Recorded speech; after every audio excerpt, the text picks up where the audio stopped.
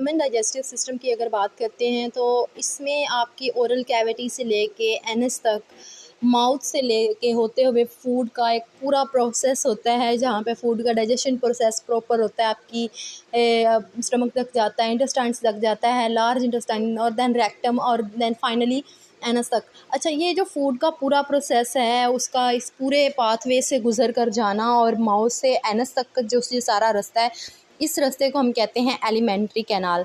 यहाँ पे आपको नज़र आ रहा है, it starts at the mouth and ends at the anus, this path is called alimentary canal. ठीक है, अब यहाँ पे सलाइवरी ग्लैंड्स यूज़ होते हैं, लीवर यूज़ होता है, पेनक्रियाज, उनके जूसेस, ये सारा प्रोसेस हो रहा होता है। सलाइवरी ग्लैंड्स मतलब आपके मुंह से ही स्टार्ट हो जाता है, आपके ओरल कैविटी से ही स्टार्ट हो जाता है। इन सब का क्या रोल होता है हमारी डाइजेशन में, आज हम इसको मतलब एक एक करके स्टडी करते हैं। सबसे पहले जो प्रोसेस होता है, जो सबसे पहले जो पाथ होता है वो है ओरल कैविटी। अच्छा, ओरल कैविटी में क्या होता है, जो पहला आपका स्टेज होती है ना, जहाँ से आपका फूड मतलब कि जो भी आप खाना खाते हो, जो भी आप चीज़ खाते हो, उसको कहते हैं बोलस में। जो भी आप खुराक का लुकमा या आप निवाला ले रहे हो ना, उसको हम कहते हैं बोलस। अच्छा, आपका जो नेज़ल कैविटी और आपकी जो माउथ कैविटी है, ये बिल्कुल एक दूसरे के साथ साथ है, ये अटैच्ड है। आप ज़रा देखें ना, थोड़ा सा बिल्कुल इनका आपस में रास्ता डिफरेंट है, लेकिन जो नेज़ल कैविटी और बोलस के रास्ते हैं ना, बिल्कुल साथ साथ हैं। ठीक है, यहाँ पे आप नीचे जाते देख रहे होगे कि यहाँ पे दो लाइनिंग है, एक लाइन जो जा रही है, एक जो रास्ता जा रहा है वो आपकी सांस की नाली का है, और जो दूसरा रास्ता जा रहा है जिसको हम एसोफेगस कहते हैं, वो आपकी खुराक की नाली का रास्ता है। अच्छा, जो हमारी टंग इन्वॉल्व होती है, हमारे बोलस को जो है ना वो पुश आउट करती है, पीछे की तरफ धकेलती है हमारे खुराक की नाली में। ठीक है, और जो हमारा सांस की नाली है ना, इसके ऊपर एक छोटा सा पार्ट होता है जिसको हम कहते हैं ग्लॉटिस। अच्छा, ये ना का क्या काम करता है कि इसने कवर अप करना है हमारी सांस की नाली को, कि कहीं जो हम खाना खा रहे हैं, जो खुराक खा रहे हैं ना, वो सांस की नाली में न चले जाए। अगर गलती से जो खाने वाला पीस है वो कोई एक आधा निवाला जो या थोड़ा टुकड़ा सारा निवाला तो नहीं, आपकी सांस की नाली में चले जाता है, तो आपका सांस की नाली बंद हो जाती है, जिसकी वजह से इसके ऊपर एक छोटा सा ग्लॉटिस बना हुआ होता है, जो कि इसे हम एपिग्लॉटिस भी कहते हैं, जो कि ढक्कन की तरह काम करता है और आपकी जो खुराक सांस की नाली होती है उसको कवर करता है। अच्छा, इसमें हम जो ये छोटी छोटी टर्म्स हैं इसको पढ़ेंगे, और देन ये लॉन्ग क्वेश्चन में भी होता है, शॉर्ट क्वेश्चन, दोनों के हवाले से ना ये इम्पोर्टेंट है। अच्छा, माउथ कैविटी में सबसे पहले आपके आ जाते हैं टेस्ट बर्ड्स। ठीक है, जिन्होंने फूड को टेस्ट करना है। देन हो जाता है मैकेनिकल डाइजेशन, आपके जो टीथ है ना, आपके जो दांत हैं, वो सबसे पहले क्या करते हैं, डाइजेशन का प्रोसेस करते हैं, चबाते हैं खुराक को, और खुराक को छोटे पीसेस में स्मॉलर पीसेस में ना कन्वर्ट करना होता है, इनका काम होता है दांतों का। इस काम को हम कहते हैं मैकेनिकल डाइजेशन, क्योंकि ये हम खुद कर रहे होते हैं। ठीक है, देन है इन ओरल कैविटी क्या होता है, पार्शियल केमिकल डाइजेशन होती है। यहाँ पे क्या होता है, कार्बोहाइड्रेट्स 3 हिस्सों में ना कन्वर्ट होता है, जिनको हम कहते हैं सलाइवरी ग्लैंड्स। अच्छा, पार्शियल केमिकल डाइजेशन क्या होती है, इसमें कुछ ऐसे केमिकल्स ना, मतलब हमारा जो माउथ है ना, इसमें खुद ही रिलीज़ हो रहे होते हैं। जैसे सलाइवा होती है, सलाइवा आप कहते हो इसको थूक को, ठीक है, इसे हम सलाइवा कहते हैं। अच्छा, इसमें क्या क्या होता है, इसमें म्यूकस होता है, वाटर होता है, डाइजेस्टिव एंजाइम्स होती हैं, जिनको हम कहते हैं सलाइवरी माइलेज। तो स्टार्ट डाइजेशन हो जाती है अपनी माउथ से ही, आपकी ना डाइजेशन का प्रोसेस स्टार्ट हो जाता है। उसके बाद आप स्वेलो कहते हो, फूड को स्वेलो करना, निगलना। ठीक है, अब वो जो बोलस का पार्ट आपने निगला है, आपके माउथ से होता हुआ आपकी खुराक की नाली की तरफ जा रहा है। यहाँ पे देखेंगे आप, ये थर्ड प्रोसेस में आपकी खुराक की नाली तक वो चला गया। इसको हम कहते हैं ओरल कैविटी इन स्वेलिंग। आगे नेक्स्ट स्टेज आ गया आपकी फेरिंक्स एंड एसोफेगस। अब यहाँ पे आप एक रास्ता देख रहे होगे, ये पेरिस्टालसिस का। अच्छा, यहाँ पे आप देखो कि जो एपिग्लोटिस है ना, वो तो कवर ओपन हो गया, जो फूड है वो बोलस की फॉर्म में यहाँ से इस रास्ते से होती हुई आपके स्टमक तक गई है। तो ये जो रास्ता कवर अप होता हुआ जा रहा है, इस सारे रास्ते को हम कहते हैं एसोफेगस। ठीक है, और जिन मूवमेंट्स ने जो कंट्रैक्शन और रिलैक्सेशन करके फूड को धकेलते हुए स्टमक तक लेके गया है, उस सब को हमने क्या कहा, मसल कॉन्ट्रैक्ट हुए हैं। और ये जो सारा प्रोसेस है, इसको हमने कहा है पेरिस्टालसिस।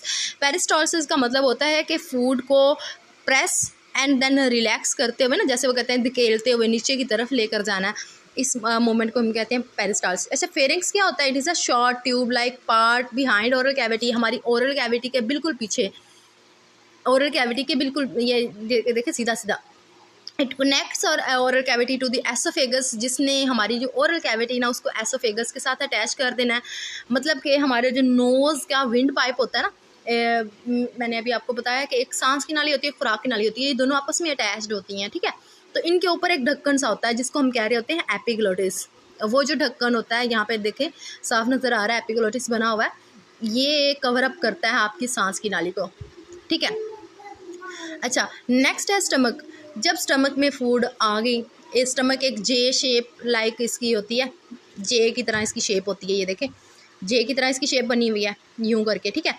अब यहाँ पे देखें, यहाँ पे दो तरह के स्फिंक्टर होते हैं। स्फिंक्टर का मतलब होता है वो वॉल, या वो जैसे आप बंद करते हो ना वॉल को, तो ये उस तरह के वॉल हैं। इन्होंने फूड को कैसे अपने अंदर एब्जॉर्ब करना, मतलब स्टमक के अंदर आने देना है, तो ये वॉल खुलेंगे, फिर बाहर निकालना है तो भी ये वॉल खुलेंगे। एक ऊपर की तरफ वॉल है जिसको हम कार्डियक वॉल कहते हैं या कार्डियक स्फिंक्टर कहते हैं, और एक नीचे की तरफ वॉल है जिसको हम पाइलोरिक स्फिंक्टर कहते हैं या पाइलोरिक वॉल कहते हैं, ठीक है। क्योंकि ये बाहर का वाला मतलब एंड वाला वॉल है, ये ऊपर वाला वॉल है, इसको कार्डियक वॉल करते हैं।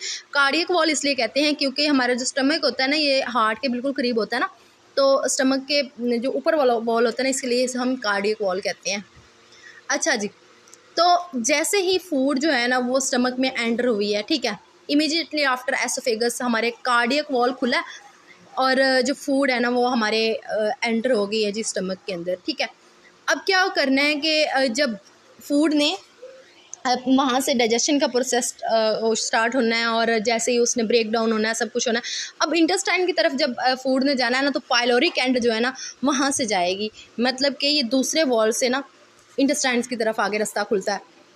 अच्छा जी, नेक्स्ट है हमारे पास गैस्ट्रिक ग्लैंड्स। गैस्ट्रिक ग्लैंड्स क्या होते हैं? ये कुछ ऐसे ग्लैंड्स होते हैं जो हमारा स्टमक प्रोड्यूस करता है, खुद ये निकालता है, जिसमें गैस्ट्रिक जूस होता है। इस गैस्ट्रिक जूस के अंदर क्या क्या होता है? इसमें हाइड्रोक्लोरिक एसिड होते हैं, इनएक्टिव एंजाइम पेप्सिनोजिन होता है, म्यूकस होता है। अच्छा, इनका काम क्या होता है? इनका काम होता है फूड को ना ब्रेक डाउन करना, लार्ज पोर्शंस को स्मॉल पोर्शन में, और खुराक को बिल्कुल तोड़ना मरोड़ना, ऐसा कर देना कि वो ईज़िली एब्जॉर्ब हो जाए। अब स्टमक का मेन काम ये है कि इसने फूड को डाइजेशन में हेल्प देनी है, और ये जितने पेप्सिनोजिन है, पेप्सिन है, पेप्टाइड्स हैं, ये सारे क्या करते हैं? हमारे स्टमक को हेल्प आउट करते हैं कि ये डाइजेशन का प्रोसेस कर सके। यहाँ पे क्या होता है कि जो पैथोजिन बैक्टीरिया वगैरह होते हैं ना फूड में, कोई ऐसी चीज़ होती हैं, तो उनको भी किल कर देते हैं, क्योंकि इसमें स्ट्रॉन्ग एसिड भी होता है जिसको हम कहते हैं HCl, ठीक है, हमारे स्टमक में। और इसका काम क्या होता है? हाइड्रोक्लोरिक एसिड जिसे हम कहते हैं।